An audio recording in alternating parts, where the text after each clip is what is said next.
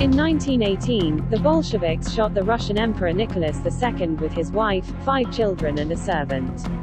Rumors circulated for a long time that the youngest daughter, Grand Duchess Anastasia, managed to escape, and this version was gladly used by several impudent swindlers.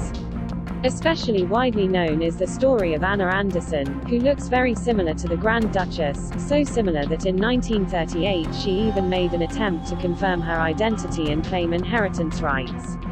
A DNA analysis after the death of Mrs. Anderson confirmed that she had nothing to do with the Romanov family. According to one version, the real name of the impostor is Francis Shankowski, and she was born in a family of ordinary Polish workers. On April 21, 1980, Rosie Ruiz won the Boston Marathon in the women's category with a score of 2:31.56. Her time was the fastest for women in the history of the Boston Marathon, as well as the third time for women ever recorded in all marathons held. However, according to witnesses, Ruiz got to the finish line on the subway and went the distance only half a mile to the finish line. Although Ruiz herself denied the fact of fraud, she was disqualified, and the victory was given to Jacqueline Garreau, who crossed the finish line of the second. Subsequently, Rosie's result was also deleted from the protocols of the 1979 New York Marathon, since she also covered the majority of the distance by metro. After the scandals associated with her, the marathon organizers made the use of chips mandatory.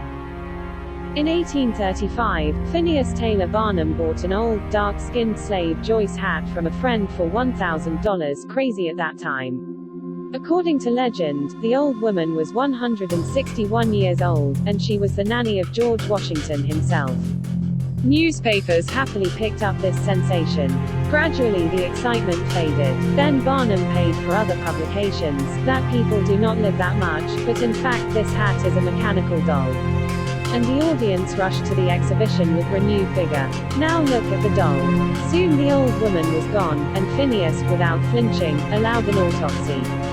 Obviously making money on it. The autopsy results were published in newspapers, a woman of 80 years.